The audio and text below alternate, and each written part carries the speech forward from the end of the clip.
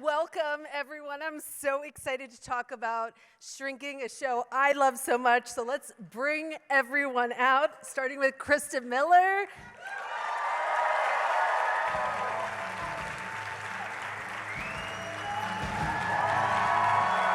Ted McGinley.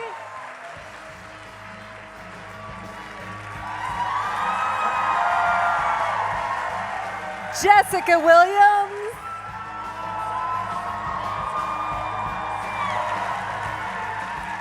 Jason Segel.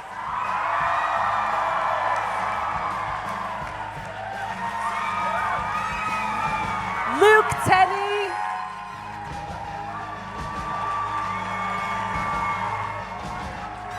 Lukita Maxwell.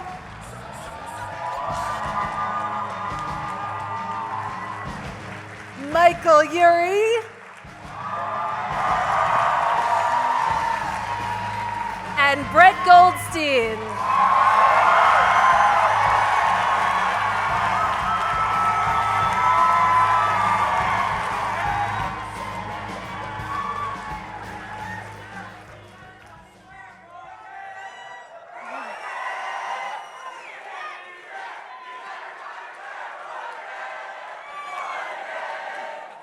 Okay, wrong show, guys. Shut up. Before we talk about season 2 of Shrinking, we have some breaking news, everyone. So let's go to our official correspondent, Jason Segel. Hello, everybody. We are really thrilled and honored that we have just found out that we get to make a season 3 of this show. So thank you, Apple, and thank you to all of you guys for watching the show. We really appreciate you, and we can't wait to bring you more Shrinking. Before we get into plot points for season 3, and season 2 even, I want to just ask you guys a little bit about season 1, starting with the final moment, because one of the things I love about this show is how it's able to blend so much heart and comedy and just real dark stuff. And I was wondering what that conversation was like, Brett and Jason, maybe with you guys about, oh my God, can we do this? Can we end the season like this? Well, I'll let Brett speak to the writer's room because he's deep in there. But I think that one of the things that was really important to us was we wanted to show that if you were going to color outside the lines of standard therapy, it was going to be funny and things were going to go great. But we also wanted to be honest about it, that things could go horribly wrong. And so that's what happened there. And also I find whenever we reach a moment of, wait, could we actually do that? The answer has to be yes.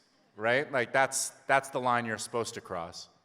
Yeah, and it sort of was quite early in the process, the idea of the ending, and I think it was like the logical conclusion, because Grace, he keeps pushing Grace to leave her husband, and she keeps going back, and he keeps pushing her until she pushes him off a cliff. Yeah. And it makes sense. Yeah. Jason, was there a specific moment for you? I mean, I love season 2 of a show when like everything, like the cast is just firing on all cylinders. But for you in season 1, was there a moment with this ensemble that you thought, oh yeah, this is working?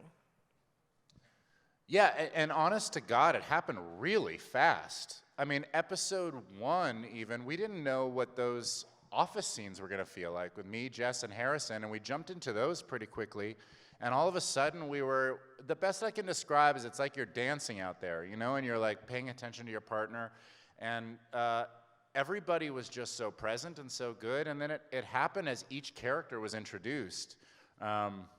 It honestly, it's the best fucking cast, if you're allowed to say swear words.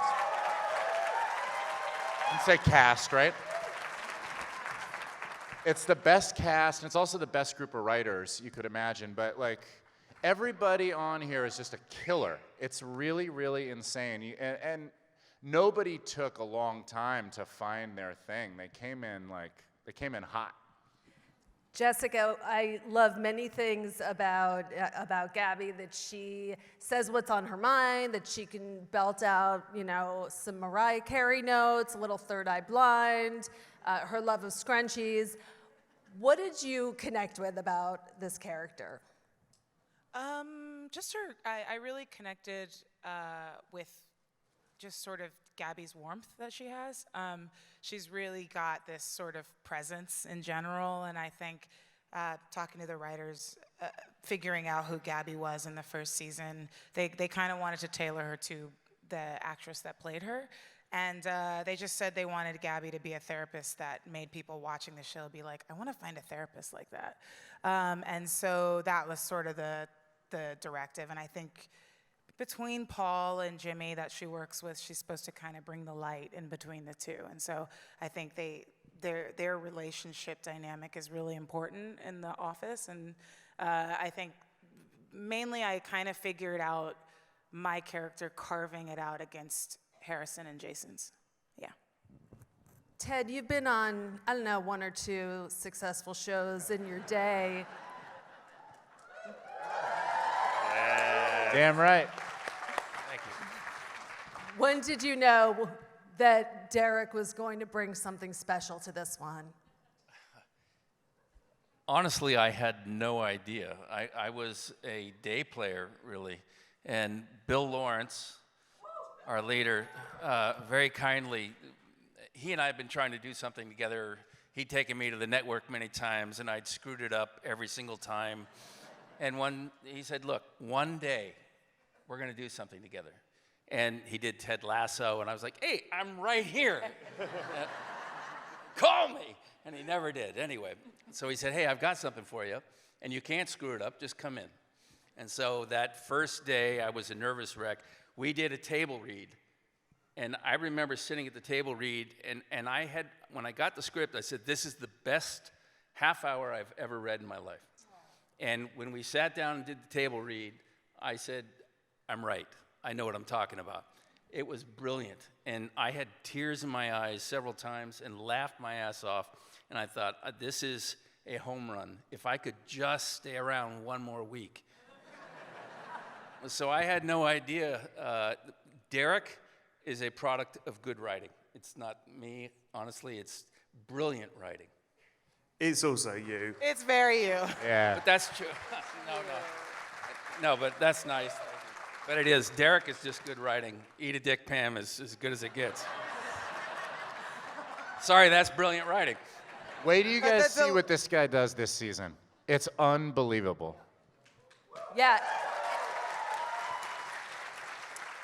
It is a lot of fun to get to know Derek more this season. That must have been fun to dig into. Yes, extremely fun and an ultimate compliment. And I'm surrounded by, I like to say I'm on the wings of giants here. These people are as good as it gets. This is the best job I've ever had. And the fact that you get to get a little deeper with Derek is extremely exciting. Yeah. And so I was so proud to be here with them.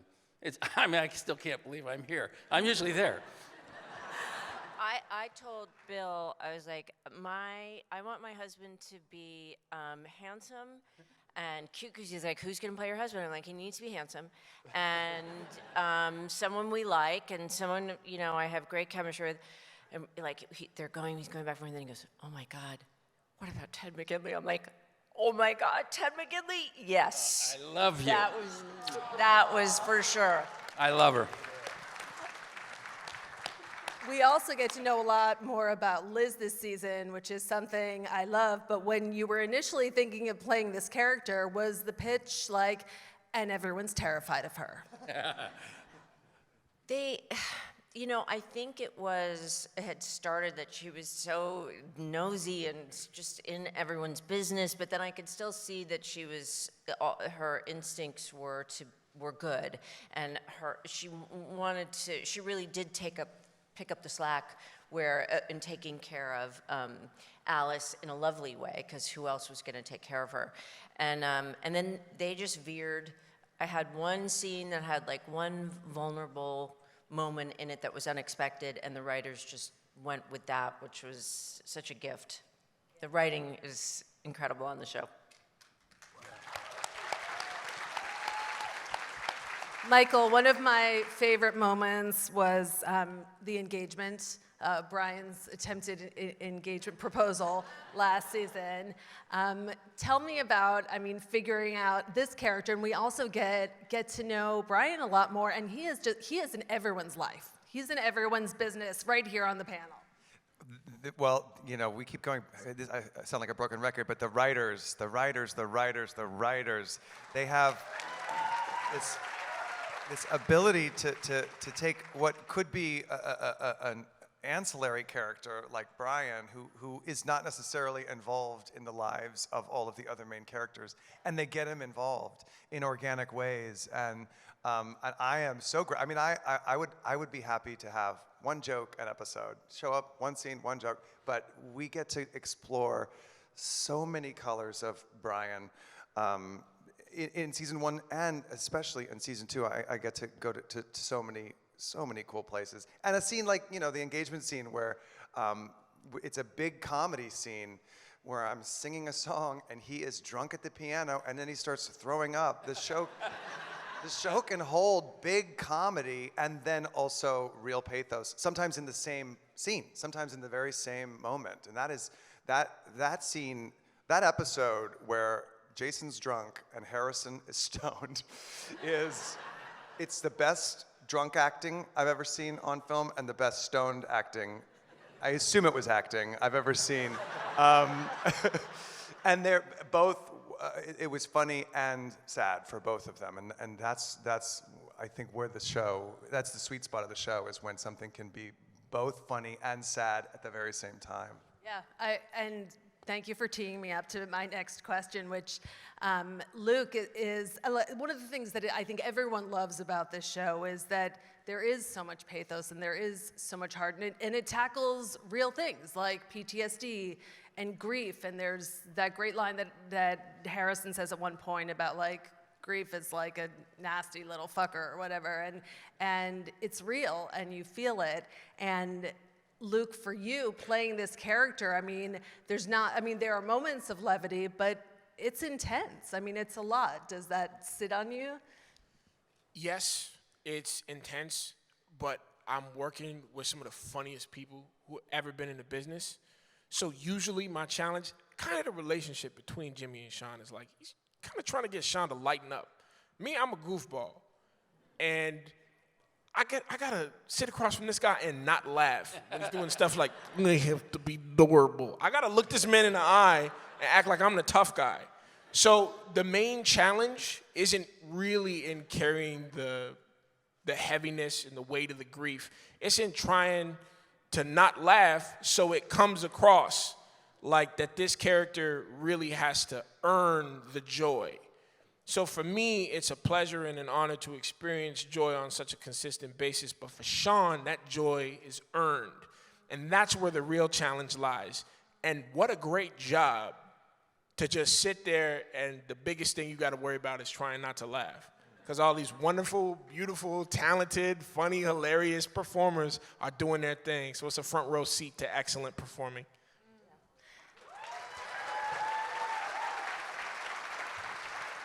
Lukita, I remember just you breaking my heart in the very first episode of this series, and I have loved watching the father-daughter relationship with the two of you that is so much at the heart of it. Tell me about that bond with Jason and how that progressed. Thank you so much. I just remember from the first Zoom call I had with you, it was over Zoom, and yet the energy was so there and the chemistry was so there, and I felt really grateful at that point and through this whole journey how generous you've been with me and how kind. And he is the kindest human being, and it's been the craziest, greatest pleasure to have him be a scene partner to me and share that generosity not only in life but in the work. Can I talk about Lukita? When Lukita auditioned for the show, Brett can verify. I got off the Zoom and I texted everybody, that's my daughter, we don't need to see anybody else. That is true. I mean, it is absolutely true. And then they texted me back, Jason, she's the first person we saw. That's not how this works. And I said, you'll see. And everybody agreed, like, oh, this is her. And there is something else that I do in auditions, because I know what it's going to be like on set, where we do the scenes, and then every once in a while, I would just say something different in the middle, just to see, like, how will they handle it, because that's going to happen, you know? And Lukita didn't even blink. She just continued on with the scene with such realism and specificity, and she came as Alice, and she's been that way ever since. And in season 2, sorry, I'm going on and on about her, but I'm just like, I'm in love with this girl's acting, woman's acting. The show, in a lot of ways, I've realized, is about all of our relationship to Alice.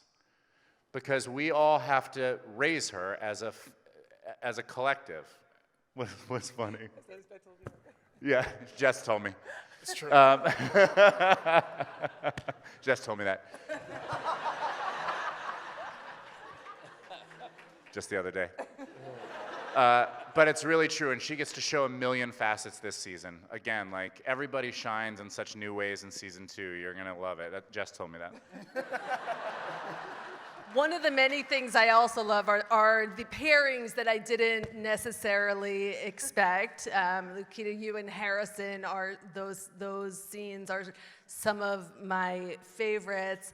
Brett, and then like there'll be like the scenes hiking or whatever with Jessica and Michael and Christa, and those are so much fun. I'm like, I want you guys to do a workout video together. I mean, it's just Brett, talk to me about with the writing, with how, because it is seamless how you somehow figured out for every single person to have a connection, whether unlikely or not, with someone else. Well, we, as much as everyone has been very nice here and said it's all the scripts, it is also them. They're in it, you know what I mean? And season 2 is really fun to write because we now know the actors. Season 1 we didn't know. We were writing blind, you know, and then once you make season 1 and you know their voices and you know them and they're all fucking amazing, it's then exciting to write stuff and try things and sort of almost like a challenge because you know they're all so good. For example, Michael, there's a scene, I won't sort of spoil it, but like Michael can do anything. So you go, all right, we're gonna write him a monologue that's like 4 pages long, but he has to deliver it in under 60 seconds. And he fucking kills it.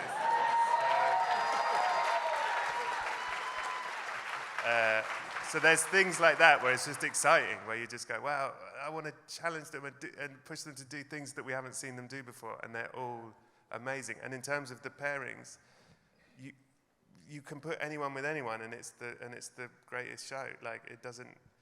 I don't know if, I mean, we're very lucky. They're just tremendous. What is or how would you describe, I guess, the specific thrill of writing just grumpy, profanity-laced comedy for Harrison Ford?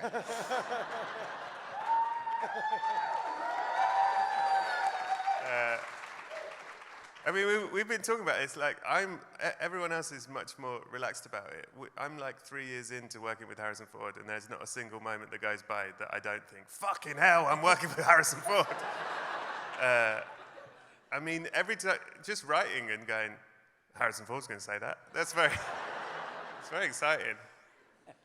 And tell us about you. I mean, was the plan always for you? We've gotten a little bit of you on the show this season, and we'll get more. And was the plan always for you to play this role? No, I'm going to have to get Jason to tell you, because we'd written this part, and I wasn't going to play this part. I was probably going to do like a silly cameo at some point, just to say I'd done it. But like, I really wasn't meant to be in it, and then I have to let Jason tell you, because otherwise I'll sound like a dick.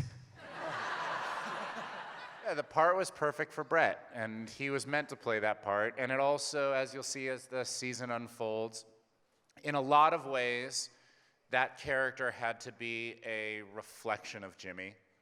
Like, they're two guys looking at a mirror there, but for the grace of God go I, you know? And I wanted like someone formidable who I felt like a kinship with, and also Brett is like the best actor. And I like, you know, yeah.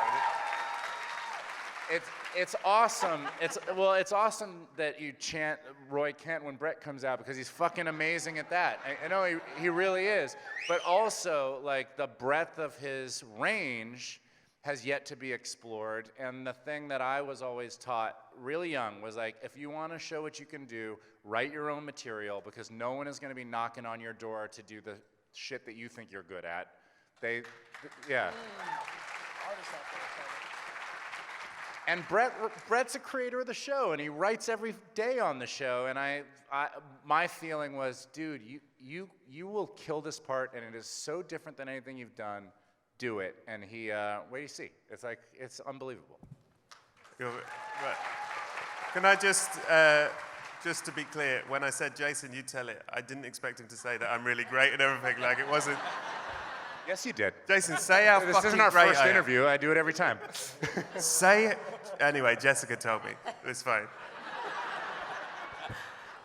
Jason, Jimmy goes on such a journey in season 1, from kind of rock bottom to, you know, his own circuitous path towards something. Yeah. What did you want when you thought about season 2? Did you have a kind of overarching idea of, okay, this is what we need to cover, what we need to get to, and get him from point A to point B? Well, season 1 is like triage, like get somebody to 0. I have always felt like starting somebody at rock bottom is actually a hopeful place to start somebody, because the only place to go is up, you know? Like, you're gonna watch somebody go from darkness into light. You start a show on somebody's wedding day, you're like, uh-oh, this ain't gonna go great. And I think that season 2 was very much about this idea of, okay, you got back to 0 and you have some sense of, okay, I got it now. And then you don't have it. You know, like, I remember a period of my life of like, okay, I think I've gotten well and I'm ready. And then you try to go on a date and you're like, oh no, I didn't have it. You know?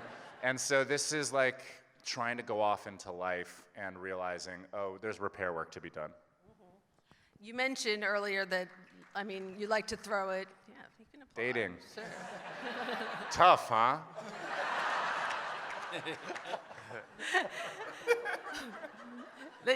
Jason, you mentioned you like to sort of, or in those early auditions, to throw something in and see how people handled it. And I know some of you improvise on the show. From season 1, does any of you have a favorite improvised moment, either of yours or someone else's, that actually made it in?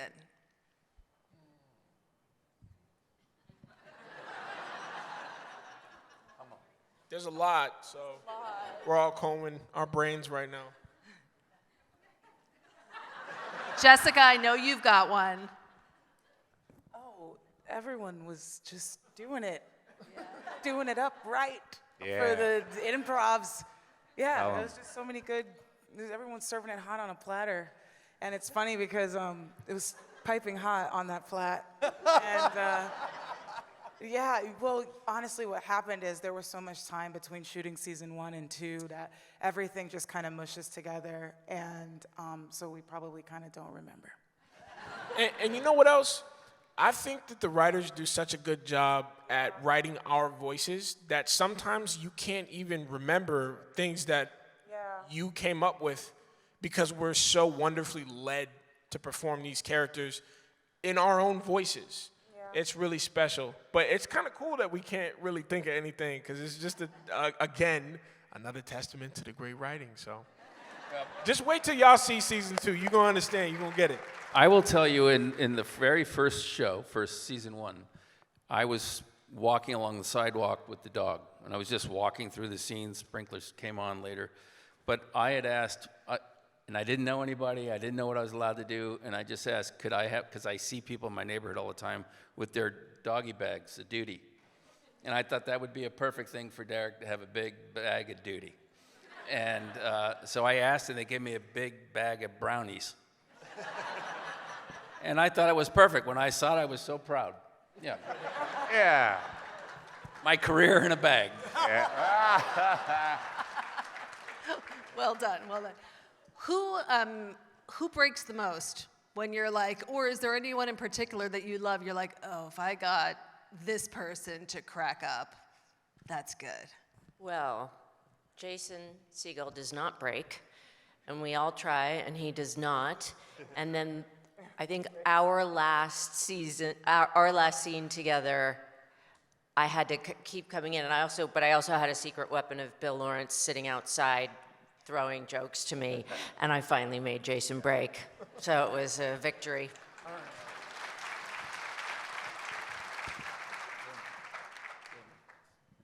Damon, yeah. This season we have Damon Wayans Jr. on, and he's freaking amazing and really funny. Amazing. He's just really fast. Like, his brain is really fast, and so we were a lot of times just trying to out-joke each other. But then also he's someone who, like, will give you jokes too and be like, oh, dude, try it like this. And it's like, oh, bro, sweet. It was like very like, it was almost like, dude, where's my car? Where they're like, dude, and they're like, bro, and they're like, sweet. Like, I felt, and then it just felt like we were just high-fiving each other all the time doing scenes with him. But yeah, that dude's a maniac, so it was really fun. He'll break easy. Yeah, but it's nice. And also, Bill has a really good policy on set that's really nice where you can just laugh. Like, they laugh in Video Village, and our camera crew can laugh because they can always cut around. But I know for me, coming from like a live comedy background, that's always really cozy, is hearing people laugh. It's like, oh, great, that worked. Because sometimes you can't tell because you're just like in it, and then being able to temperature check like that on our set is really nice. He also has a policy where people can laugh on camera, which I really like, sort of like that. I always like that Annie Hall lobster scene where they're just like laughing, because people, Bill's like, people laugh, you can laugh. And you're like, oh yeah, that's what I like doing anyway. So it's a very like easygoing, like everyone can laugh and like encourage each other, and just kind of best joke wins. What makes sense for the story wins. Like, it's like the best feeling, because it's not always like that where the person at the top is willing and able to be like, oh, Lukita had a really funny joke, I'm gonna keep it in till the end. It's really special. And I think it captures that extra magic on the show, is like us making people laugh off camera. I'm glad you mentioned Damon, one of the amazing guest stars this season. He's so funny. There are others I will not spoil, but I guess I can say there are nods to perhaps previous collaborations, whether in the writing or in the presence. So I guess Brett and Jason, talk to me about, first of all, was everyone calling you being like, write me into this show, all of your friends, and what was it like just bringing new people into this fold?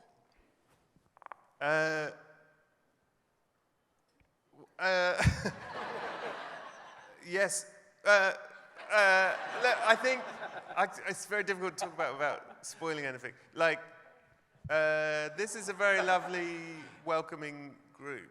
So anyone new really fit in very well. And it was nice. I mean, did you guys, well done. Thank you. I got to, without giving anything away, I got to have a collaboration that I wanted to have for a long time from someone that I had worked with previously, and I feel very excited for you all to see it. It's Kermit. It's Kermit. Exclusive. I mean, It's were there at the end of season one, I guess, did you have in your minds like people that might have been mentioned in the context of these characters' lives of, oh, we might want to bring that, but like cast that character coming up? Yeah, you're always building out everyone's world, and as soon as and the deeper you get into everyone, you're like, everyone has a family, everyone has parents, everyone has, and you start to think. It ends up the problem is, it's very hard to write because it's a lot of great characters. And then you bring in new people as well, and then you're like, fucking hell, how do we fit all of these people into one episode? And your walls end up like a serial killer just trying to connect all of these people. And so so it is lovely. You always end up like Springfield in the end. You always end up, we've got too many people that live in this town. What are we gonna do? So that's why, no spoilers, but at the end there is a massacre. just to make writing the next season a bit easier. Who's the best therapist, do you think, of those three? Gaby. Gaby.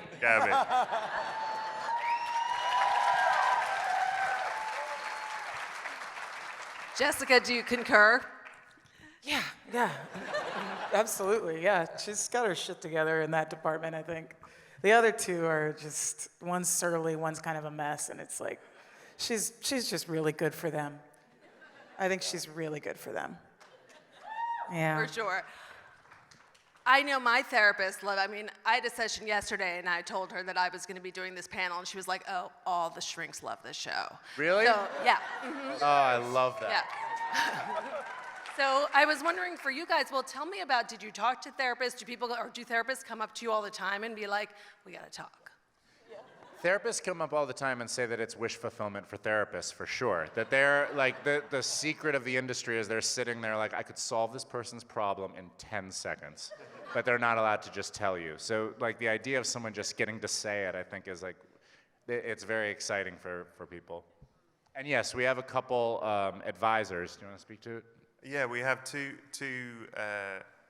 very good specialists who have been working for 60 years or something, and we check everything with them, and we're always like, is this too far? Is this legit? And part of what season 2, the thing that happens with Grace is like, arguably not Jimmy's fault. He did say, bash his brains. Bash his head, eat his brains, but he didn't necessarily mean that. You could argue that away. But what we realize is that the big mistake he made was with Sean by creating this dual relationship, and that, helps with storytelling to have these people tell us where we've gone too far or not. When talking about that line, you reminded me of the voice that Jason uses, and we get to hear, we get to hear some Cookie Monster, we get to hear a little Dracula in there, and... Yes. So are those moments that are written in the script, or are you like, hey guys, here's my list of voices I can do? No, but sometimes stuff happens. I think Cookie Monster is written into the script. Other stuff, I'm a weird dude. That's just the reality of it, is that sometimes I do weird stuff, and sometimes it stays, and a lot of time it goes. But yeah, I try stuff, and then I think that they've picked up on that I'm a weird dude, and so some of it gets inserted into the scripts now. Was the peck dancing, was that scripted? It was not scripted. It's just something I enjoy. Can you give us a little right now? Hey! There we go. Yeah. Yeah. Wow. Thanks. We just got picked up for season 4.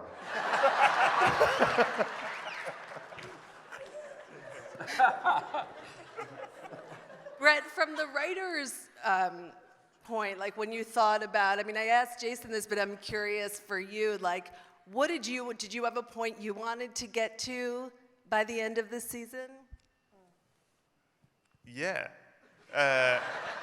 Did we know how it would end? Is that what you're asking? Yes. I don't know how to talk about it without spoiling shit. Like, it was a very clear mission this season, and the mission was, it's about forgiveness, and that is true for all of the characters, but taking this world that we had built and putting the most difficult version of that idea into it, and seeing how these characters react to that. And you have 12 episodes to solve it or not. and taking, the idea of forgiveness is really easy. We all know in theory, yes, it's great to forgive people, but taking the hardest version of that, and to an extent where I think if no one is forgiven, I think as an audience you would go, fair enough. You know what I mean? I think that's what makes it rich. Yeah. Yeah, thanks. I imagine during the time between seasons 1 and 2, to the extent that you kind of think about your characters and had been living in them for so long, did what they went through over season 1, like how did you kind of think about that and process that? For any of you. Michael. Well, yeah, I mean, my character gets married at the end of season 1, and I think it's something that he didn't expect to happen in his life, and we went back and forth about whether it was a good move. And given that Brian started the series and presumably had been living by this mantra for many years, this mantra of everything goes my way, that he would get married and think he was going to live happily ever after felt right. So when season 2 starts, I think he thinks he's in that zone. I think he thinks this is happily ever after, and then his husband, I can't say yet, but what can I say? He basically. It's not going to go his way, and then things are going to fall into his lap that he doesn't expect with his friendships and with his marriage, and so I love playing a character who is a little bit guileless that way, who really thinks he's got it all figured out until he realizes he doesn't know shit, and so when we start season 2, it's a little bit of a reset for him, which I love. Yeah, I mean, it's so hard. I don't want to spoil anything about season 2, so I feel like I'm being a little bit cagey. But Christa, we can talk about the food truck and Luke. And so what can you tell us about that we're going to see coming up? Because that is also its own somehow funny and very emotional journey. Do you want to start? I mean, it's a pleasure working with you. I love working with you. I think we do good on camera together. Sean and Liz are so different, and it's a great odd couple pairing. I know, and Bill's like, you guys are going to do this together. I thought, oh, that's going to be fun. And we did have fun until nothing. Nothing? That's all we can say. It was fun. No, it was fun. It's great. I'm looking forward to more. What was the conversation like about Jessica and Jason, about your characters, of we get to see, I mean, we'll see where things are headed, but in the first couple of episodes, you see that there's a shift. What was that like, figuring out how to navigate that? I just act, so that is these guys would know more about. You must have a say also. I do. I have a lot. I can only control what comes out of my mouth somewhat, and I have a lot of opinions about interracial couples and dynamics on screen, and how Black women are viewed on screen, especially as romantic leads or not. And so I'm really conscious of that. And what's nice is that I do get to run it by Bill, and Bill always wants to talk about it and have a dialogue. And that's actually really tight, because when we started the show before the table read, he was like, look, if I'm doing my job right, we write the characters, but then you become like the shepherd of your character. And he always says that. And so for me to protect her and to pay attention to how Black women are portrayed on screen, that's my only kind of responsibility. But then everything else, I just do what they say. So this is my contract.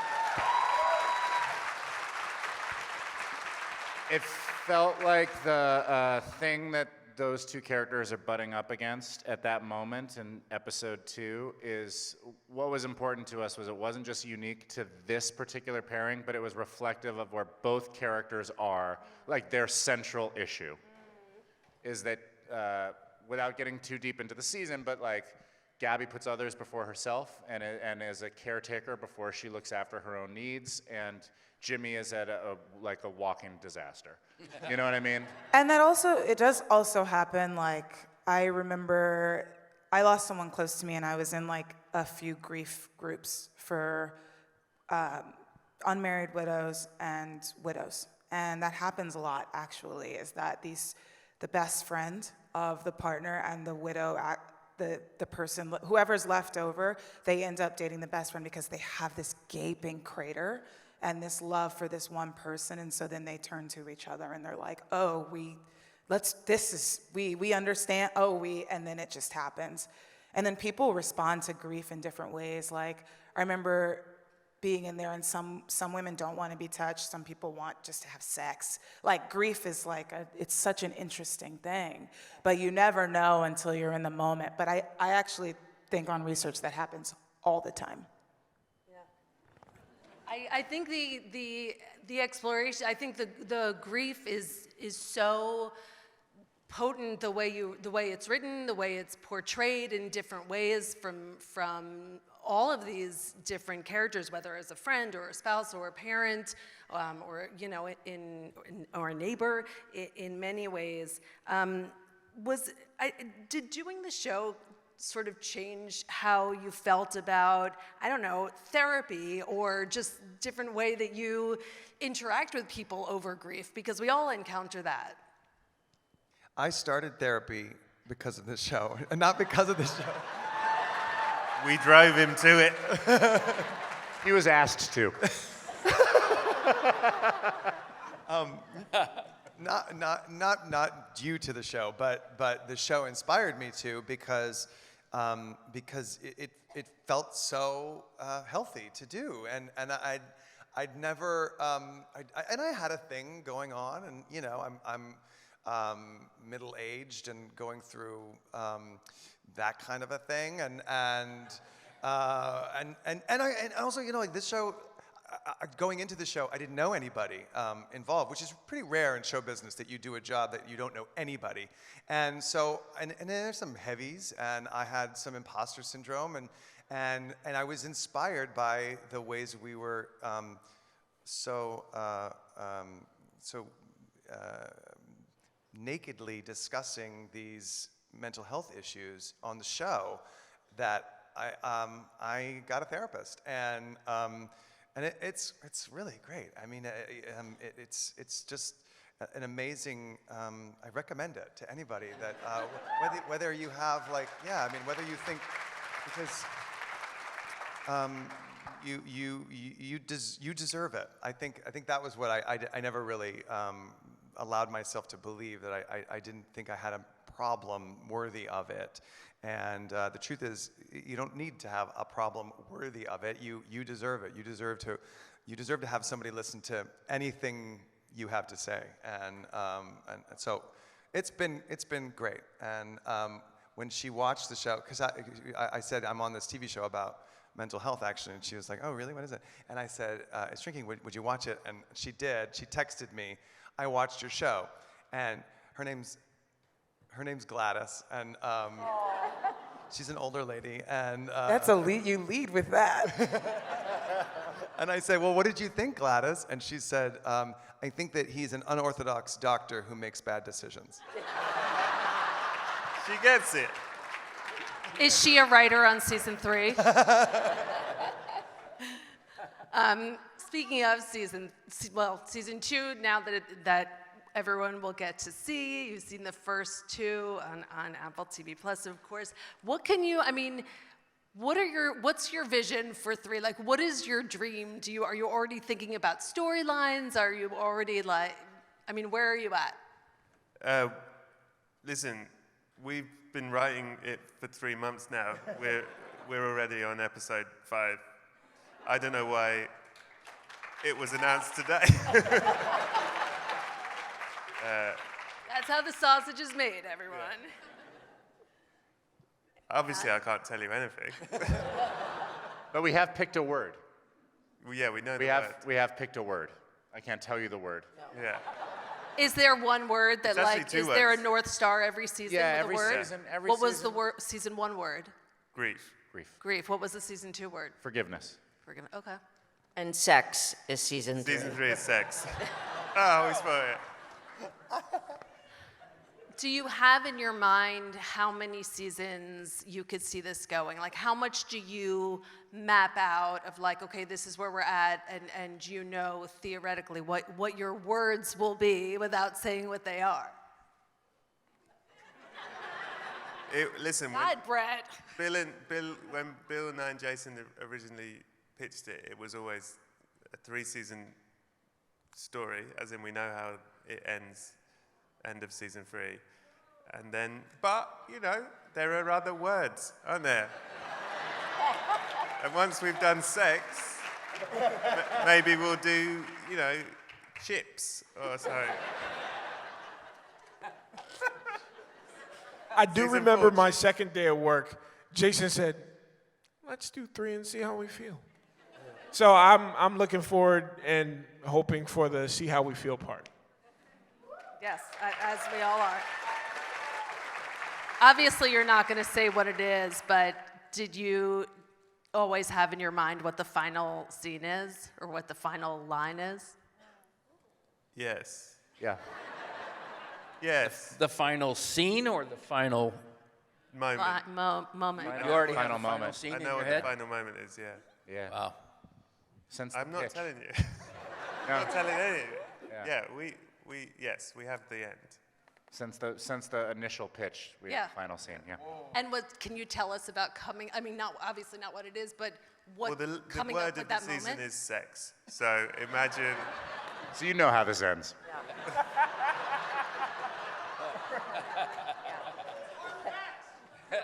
Yeah. So this whole cast is involved. It's chaos, yes. Yeah. Perfect.